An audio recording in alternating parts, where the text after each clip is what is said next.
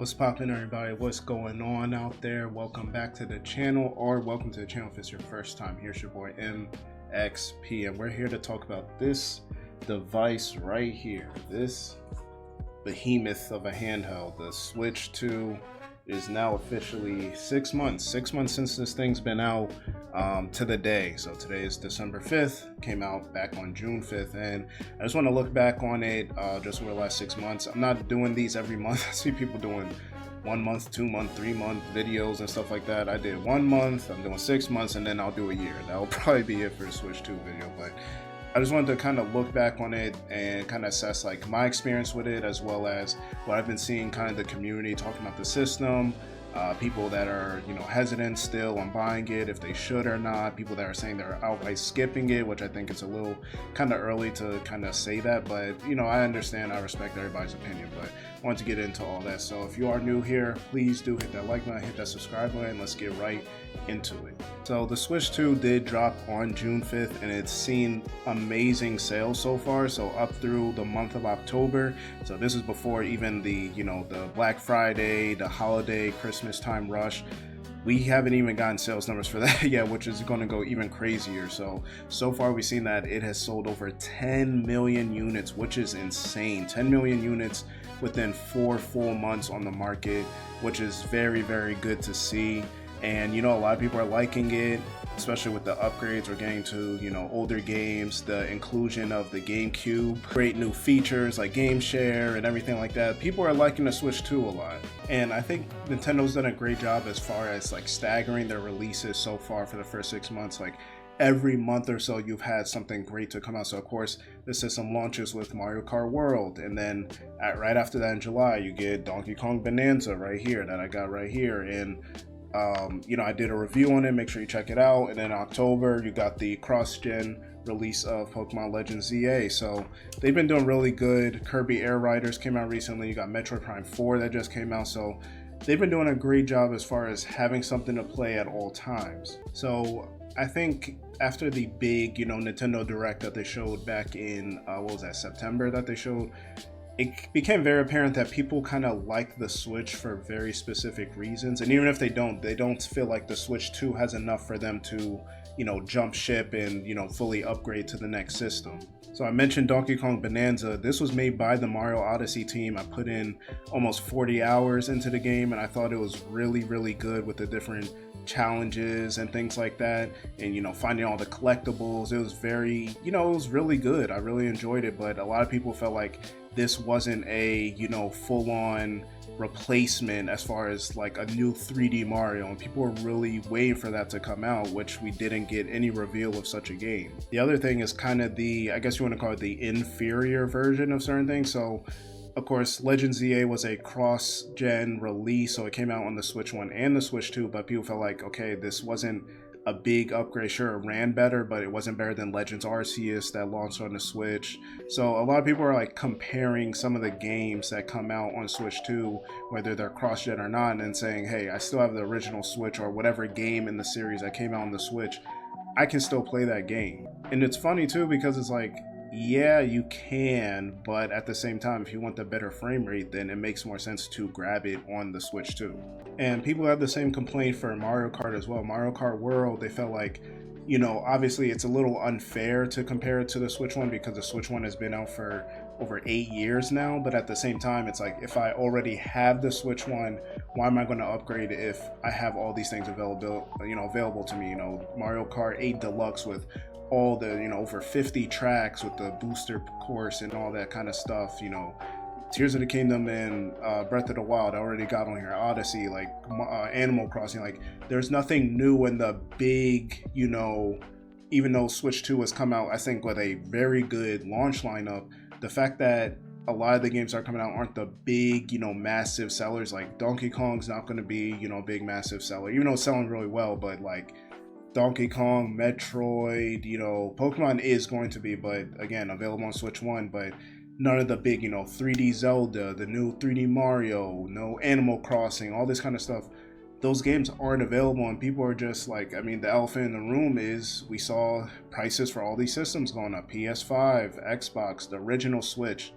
Prices are going up, and $450 to a lot of people is already like, listen, I don't know. I personally think people should, like, if you have the money and you plan to get the Switch 2, I would get it now before prices do go up. But everything else is so expensive right now, and people are just saying, listen, I'll wait. If I get the money, I'll get it. If it keeps going up in price, you know, if Nintendo decides to increase it, then, you know, I'll figure it out after that. But I don't want to fall into the FOMO and then just hop in without, just hop in preemptively and spending more money that I don't need to right now. And the other piece of this is for, you know, collectors. So going back to customer complaints, what a lot of people liked about the Switch was, you know, just having a very extensive library, as well as having the game fully on cart, as opposed to other systems that are having, you know, download and all this kind of stuff. But then we have these game key cards. So I think Nintendo's done a really good job as far as getting pretty impressive for the system and the hardware, you know, getting these third-party games. You got Assassin's Creed Shadows, you got the Tomb Raider back from the, you know, the 360 days. You got Cyberpunk fully on disc. You actually had Hades 2 as a Switch and Switch 2 timed exclusive. But again, these game key cards, people are just like, I want to collect the game. Some people are buying, even people that have Switch 2, they're buying Switch 1 versions of certain games and then just paying for the upgrade. They rather do that and have the game fully on cart, even if it's technically not on cart because it doesn't have the Switch 2 upgrade. They'd rather do that than buy a game key card. And speaking of third party, you know, certain games that are coming out, people are excited for, you know, Final Fantasy VII, Intergrade, but Elden Ring, for some reason, I mean, FromSoft has been known to not really optimize things that well, but they have a Switch 2 exclusive, or at least timed exclusive, supposed to be coming out next year, called Duskbloods, which we haven't seen too much of, just a short trailer. And the fact that they have Elden Ring, the Tarnished Edition that's supposed to come on Switch 1, get delayed. It's been having like bad showings as far as, you know, at different conventions and things like that. It's not, you know, putting any bolt of confidence in people's, you know, minds about what this system's going to do as far as third parties go. You know, how consistent is it going to be? Some people are doing key cards, some people aren't. Some games are optimized, some aren't. It's like, why would I buy the version that's still technically inferior after hoping that at this point Nintendo would get their stuff together and be able to run all these games? And so just adding all that up together, again, spending the money, game key cards, just not optimized version of the game. It's like a lot of people are just feeling like, hey, listen, I'm not really trying to get this game right now. This system isn't convincing enough. Maybe in the future, maybe at the end of next year, maybe 2027, I'll be willing to dive into Switch 2, but for right now, I'm not doing that. And now for me, for my own experience, so far, I've played the Switch 2 a decent amount. Like I mentioned, Donkey Kong Bonanza and Pokemon right here. So Donkey Kong Bonanza did put in around 40 hours. Check out my review on the game. Legend ZA, I haven't finished yet. I've put actually over 20 hours, maybe 25 hours. I'm really enjoying it because I know a lot of people say, oh, it's, you know, boring and not as open as Arceus, but I'm just enjoying it as someone who's kind of fallen off of Pokemon and just the new battle system. I'm really liking like doing the missions and stuff like that. It's, you know, I never finished Arceus, so I don't have that kind of, I don't know if you call it sour grapes, but just that looking back like, oh, this isn't Arceus, which I think a lot of people are looking at it like. Even playing older Switch titles. So, you know, I did boot up Tears of the Kingdom just to check it out. It looks way better and everything. I was thinking about going back and doing all the shrines. So I'm like, my backlog is too high to be doing that. So I would like them to put out more additions and more upgrades and things like that, which is something a lot of people also don't like. Like all these games, they're major games, Xenoblade, Bayonetta, all these games should have had Switch 2 editions or Switch 2 upgrades from day one, and they should be free. A lot of people are like, this whole $10 y'all packaging little added DLC and charging $20 more. Like I'm paying $80 for a game that came out 3, 4, 5, 6 years ago.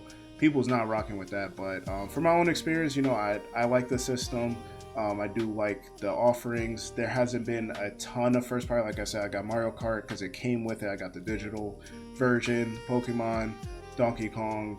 As far as next year goes, there's not really a lot of first party that I'm looking forward to, but I am looking forward to the Adventures of Elliot. That's a multi-platform game, but I did like it. I do want to play it handheld.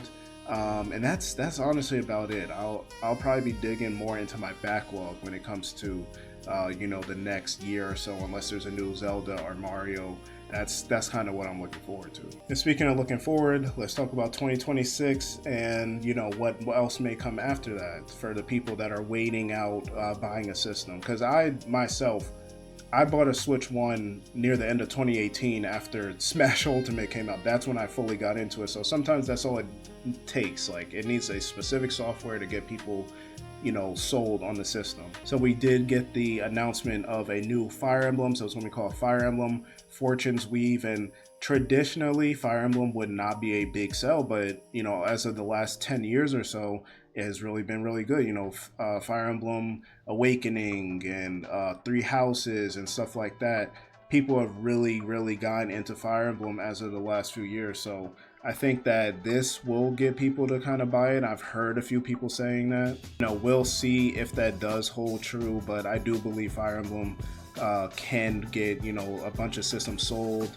And then next year, in addition to possibly Gen 10 launching, as we've seen from leaks, we also have the Pokopia game coming out, which is kind of like a Minecraft / like building type thing mixed with Pokemon. And I don't know if I'm just like oblivious to it, but people are really upselling this game, thinking it's going to sell like a lot of systems or be like the best selling Pokemon, the best selling Switch game of the year next year. I don't know if I would go that far to say that, but maybe I'm just underestimating the community, but we'll have to see. And as I mentioned, the Duskbloods, we know that's coming. We know Monster Hunter, was it Stories 3? We know that's coming. So Adventures of Elliot from Square Enix. So there's a good amount of games coming out. Some of them multi-platform, some of them people want to play on Switch. So there'll be plenty to play, but again, I don't know if it's enough to really push people to jump to the Switch 2. Like I said, the Switch 1 of the biggest selling points for it is just all these it's benefiting a lot from a lot of these Wii U ports as well. Like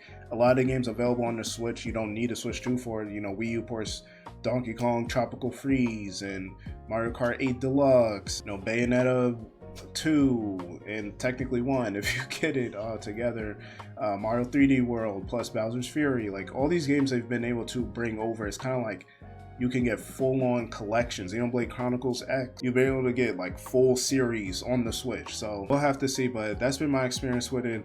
I like the Switch 2. Am I like head over heels? Am I playing it every day? No, but I do think it is a great system. I think if you have the money for it, there are games to play. Are they the top of the top hard hitting games?